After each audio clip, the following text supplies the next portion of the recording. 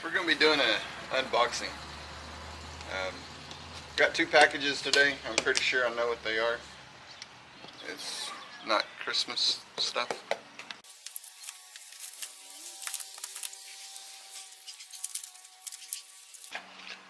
Well, you'll be able to see that.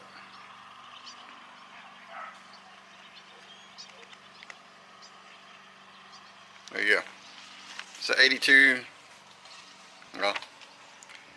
to 92 Camaro Firebird Serpentine Belt Assembly. 125 bucks. It's $80 to ship that stupid thing. But it came pretty quick, and supposedly it has everything that I need. So we'll see.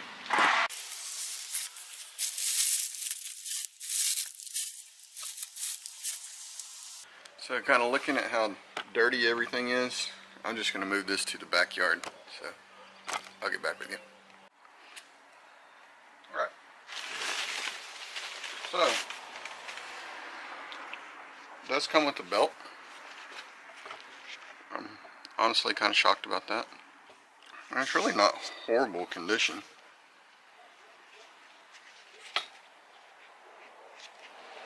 I'll clean up the inside of those grooves. A little bit of junk in there. This will probably be the crankshaft pulley.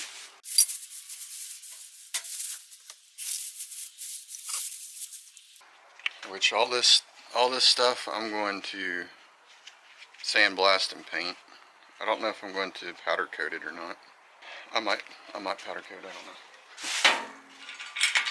But they come with several bolts.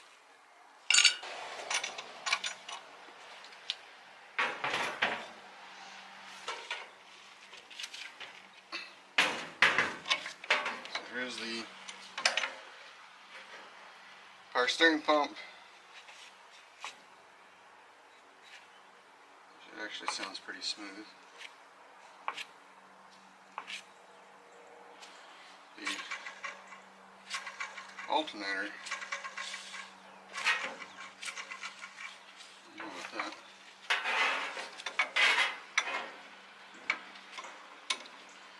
We have that piece.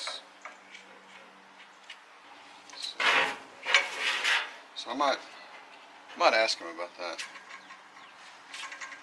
All these pieces were supposed to be good used parts. I think all of this leaking is just from the cap.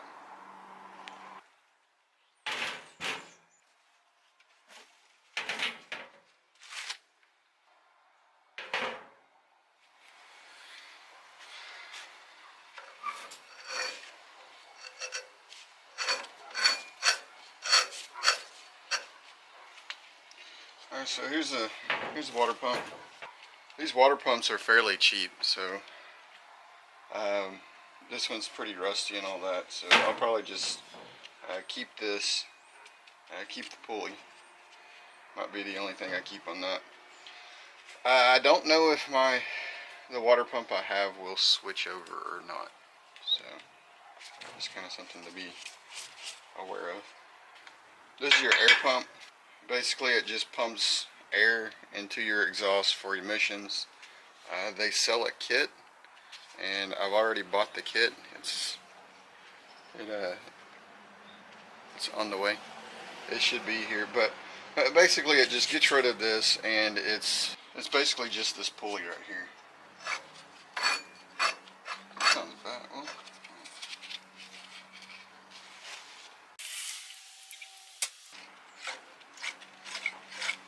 it still sounds horrible.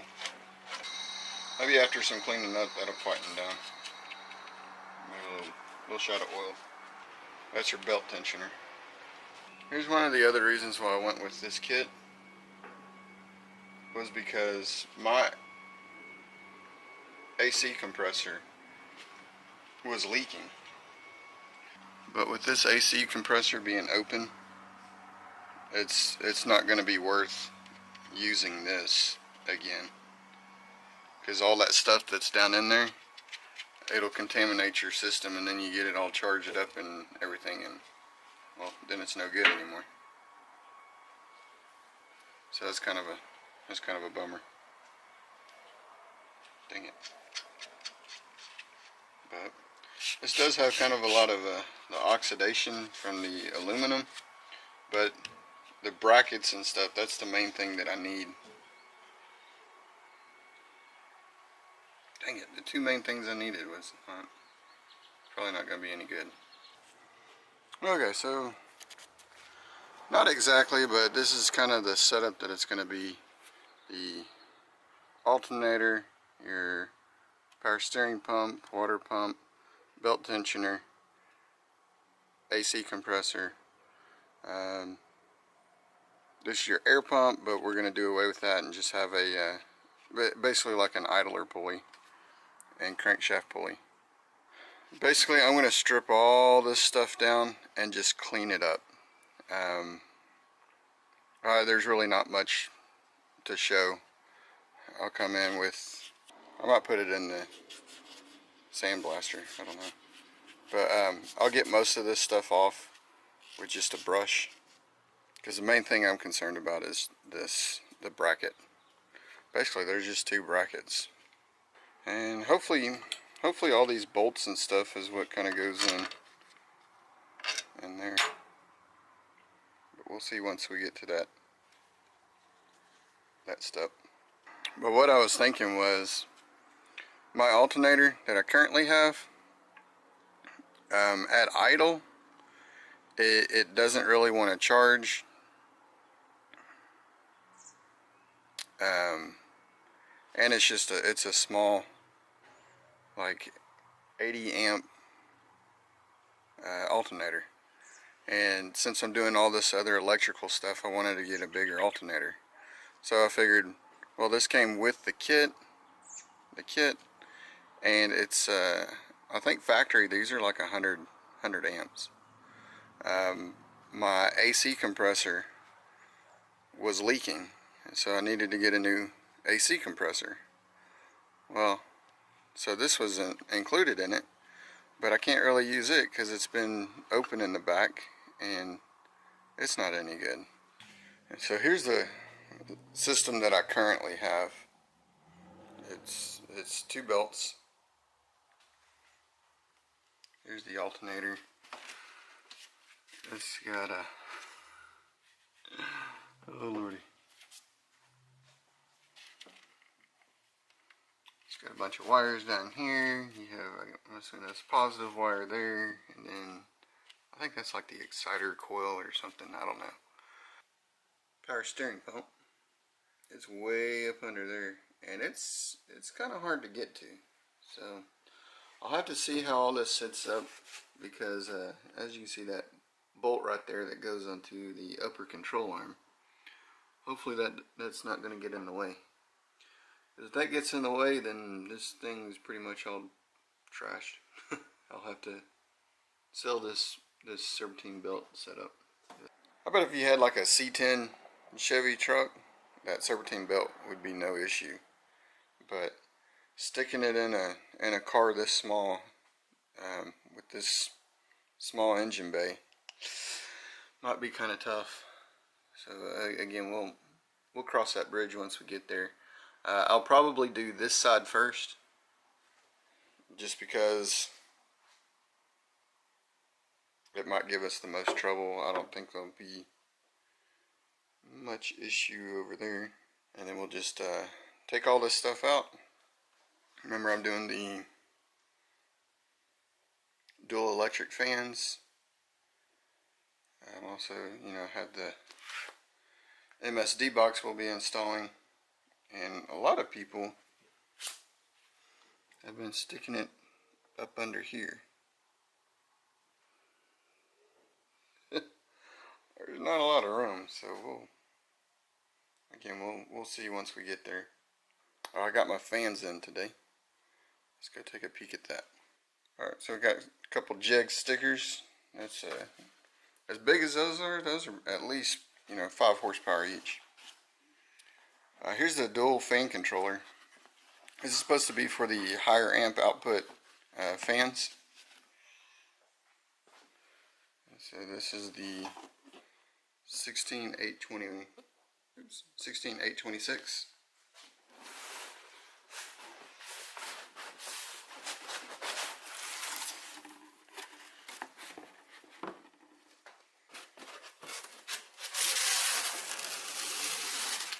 That's what that looks like. You have this little flap here, and there's a flap up here, and a flap right here. So whenever you're cruising down the road, air can flow right through the flap. And whenever you're at an idle, it'll pull the air through either one of these. With this controller, this will turn on, and then after, if the car doesn't cool down and it heats up another 10 degrees, then this will turn on. This is also pulling 2000 CFM and 2000 CFM together. Well, that's 4000 CFM. So it's going to be pulling plenty of air. I found this on Amazon, and it was cheaper than going through Jegs. This is sold by Jegs, but I guess they give them a special discount or something. It was $107.99. So here's the fuse block that I'm going to be mounting here. So I wanted to cut this down, but I don't think I'll be able to. I might be able to cut it down a little bit. But here's the fuse block, and then here's the junction or distribution block. And then I might have the relays right here, or that fan controller. I might mount right there. Maybe I can do something like that and put the fan controller here. But then I don't really have room for there's a fine balance between making it practical and work like it should and look good all at the same time. But again, I'm stuck with such small confined area. Comes with your little stickers here. So I probably won't do this until I do the heater core. But yeah, you see how this is, it's all leaking up in there. Again, I don't know how much of this I'll record. I might just want to get it done and over with. So there we go. This will be, I guess, the start of things, and we'll see how far this goes. Like I said, with all this over here, it might be too close to that upper control arm and I won't be able to use it, so this might be a flop. But I figured I'd at least do this unboxing, kind of show you everything that comes with the kit, and things to look out for, because again, you don't want to charge your whole system up and then come to find out that there was junk inside the compressor. It got pushed through the system and then it jacked your system up. And the alternator, you know, it's kind of one of those things. But alright, well, I know this is kind of long, so y'all comment, rate, and I'll get back with you. Like I said, I'm going to take all this stuff off. I'll probably just do this side because this is pretty easy. It's just the power steering pump and the alternator. Take it all apart, sandblast it, clean it up real good, see if it fits. Again, if it doesn't fit, then there's no need going on with the rest of this. So as always, there'll be links in the description for some of the tools I use and some of this stuff.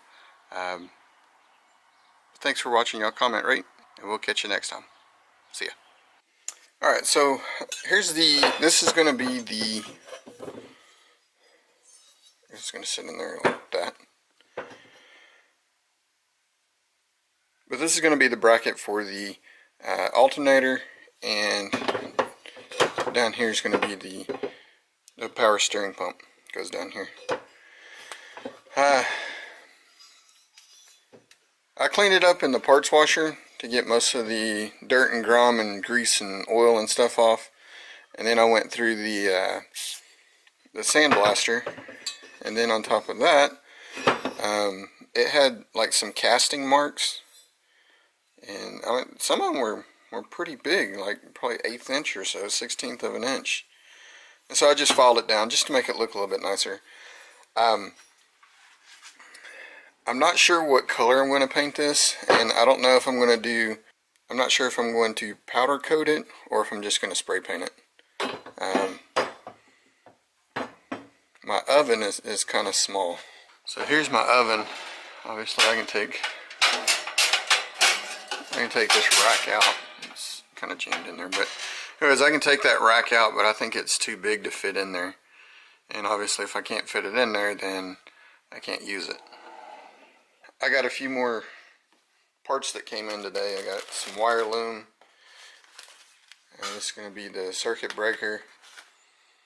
I think I already showed you that stuff. So after posting this on, I took some pictures and posted on Facebook forum and stuff, and they're saying it should fit and it should work, but you do have to get either electric fans or a shorter fan or something, because they think it might interfere. Something else you may want to look into is the Serpentine belt for a C1500, basically a Chevy truck, or K1500, doesn't matter. Suburban, Yukon, that kind of thing. They all should fit. Since there was some interest, I'm going to go ahead and do some more videoing. I think I'll wind up taking off the alternator bracket and the power steering pump and kind of getting things started on that end of it, and then we'll go from there. Well, I appreciate y'all watching. Hopefully this will be an interesting build, and it can help somebody out that may want to switch over to Serpentine Belt Drive. Look for part 2 coming up. Talk to you later. Thanks for watching. See ya.